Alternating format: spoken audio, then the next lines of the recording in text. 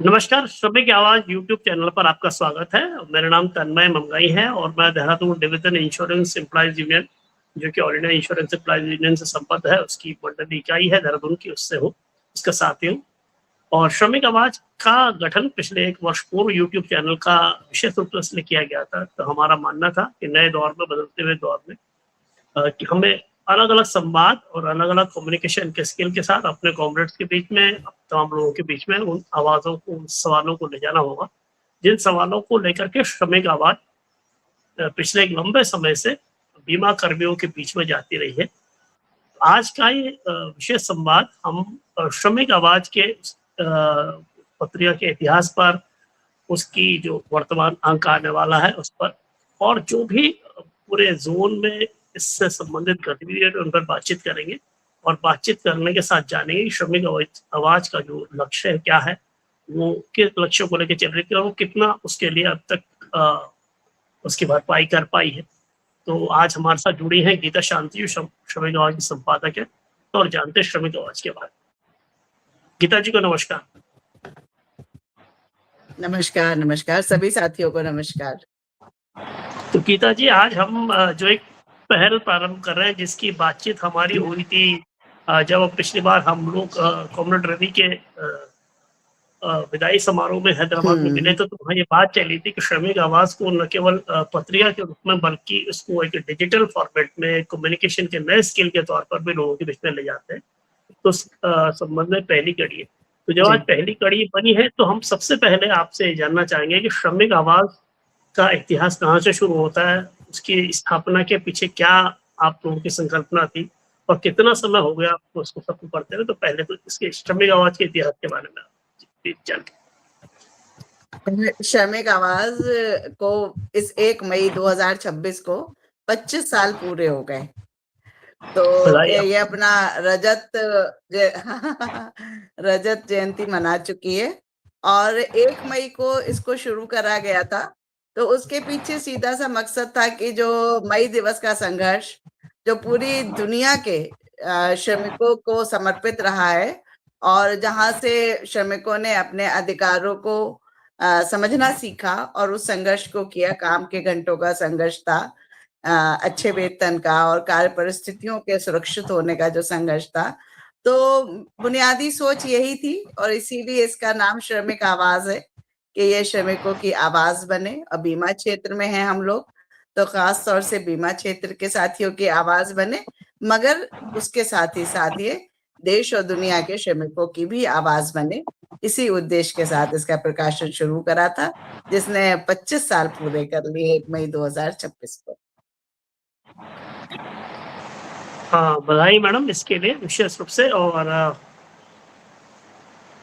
आपका सिग्नल कमजोर आ रहा है मैडम, जरा सा। जी जी, इसको एडिट करना है कोई बात। अब अगला सवाल मैम आपसे पूछना चाहेंगे कि दरअसल पहले तो बधाई के 25 साल पूरे हो गए। ये तो बहुत ही अच्छा अवसर हो गया कि 25 साल पूरे होने पर हम उसको एक नए कलेवर में लाने की कोशिश कर रहे हैं, और आने वाले समय में अलग-अलग लोग आपसे बातचीत करेंगे इस बारे में। और हम कोशिश करेंगे मंडल के अलग-अलग जो साथी हैं, वो अपने-अपने मंडल के स्तर पर जो भी गतिविधियां हो रही हैं, वो भी साझा करें, और ताकि जो आने वाली पीढ़ी है, जो नई जनरेशन LIC में जुड़ रही है, वो उस इतिहास से वाकिफ भी और उस रास्ते में आगे भी बढ़े। तो इस इतिहास के बाद मैं विशेष रूप से जानना चाहता हूँ कि श्रमिक आवाज को जब आपने इसको जमीन पर उतारा, तो क्या दिक्कत है? तो खैर है ही, पर आपने उसको लेकर के किन चीजों पर प्रमुख रूप से फोकस किया? आपके जो पत्रिका रहती है, उसका जो बेसिक फॉर्मेट रहता है, उसमें किन किन चीजों को ध्यान में रखते हुए उसको फ्रेम करते हैं, और फिर हम इस बार के अंक के बारे में बातचीत करें। अब जो पहला हमने अंक इसका शुरू करा था, तो केवल ये 200 पत्रिकाएं छपी थी, केवल 200 कॉपी से इसको शुरू करा था, और आज ये लगभग 4,500 के आसपास छपती है। और ये पूरे हिंदी भाषी क्षेत्रों में जाती है, दूसरे जोन्स में भी जाती है, केवल नॉर्थ सेंट्रल जोन में नहीं जाती है।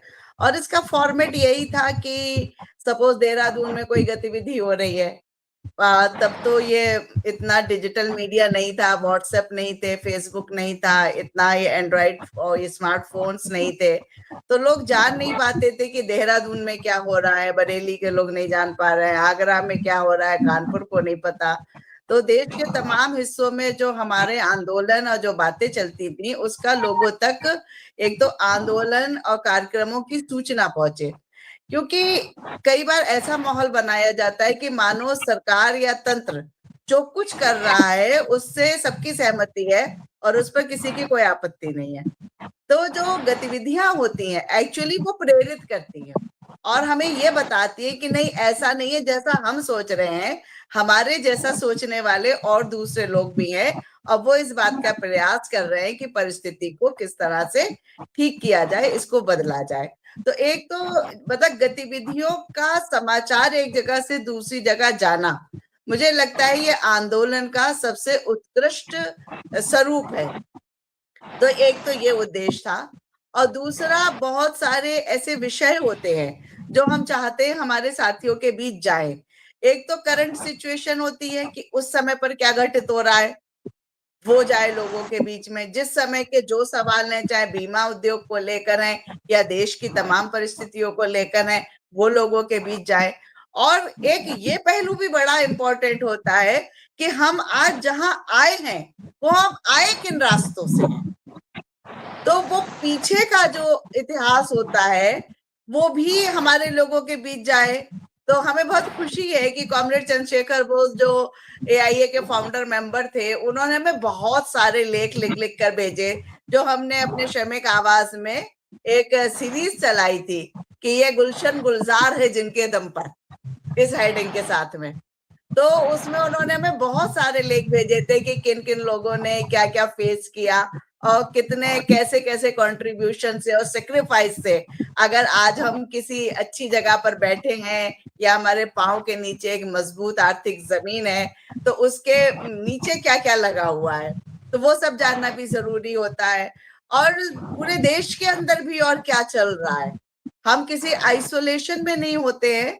हमने आईए से ये भी सीखा है कि हम किसी ऐसे द्वीप पर या ग्रह पर नहीं है कि जहां बाकी सब कुछ घटित होता रहेगा पर हमारा जीवन जैसा सामान्य चल रहा है चलता रहेगा, ऐसा नहीं होगा। तो बाकी जगहों पर क्या चीजें चल रही हैं, वो क्या शेप ले रही हैं, वो कैसे हमारी इंडस्ट्री को, हमारी लाइफ को इम्पैक्ट कर रही हैं, तो इन्हीं सब चीजों से को लेकर हम लोगों के बीच आए, उनको एक सतत जानकारियां मिले। इसके अलावा एलआईसी के अंदर भी कुछ चेंजेस आते हैं, कुछ सर्कुलर्स आते हैं, कोई नई चीज आती है, तो वो भी लोगों को पता चले, तो उसको हिंदी में ट्रांसलेट करके मैगजीन में छापना, ये हमारा एक रेगुलर फीचर रहा है। तो कुल मिलाकर लोगों को मानसिक रूप से बेहतर बनाना, उनको जानकारियों से लैस करना और चेतना से लैस करना, और वो चेतना भी वर्गीय चेतना हो कि हम इस देश को, इस दुनिया को उस दृष्टि से ना देखें जिससे कि सत्ता पक्ष चाहता है। हम इस देश और दुनिया को अपनी दृष्टि से, यानी कि एक श्रमिक वर्गीय दृष्टि से, एक आम जनता की दृष्टि से इस संसार को देखना सीखें। ये श्रमिक आवाज का मुख्य उद्देश्य है।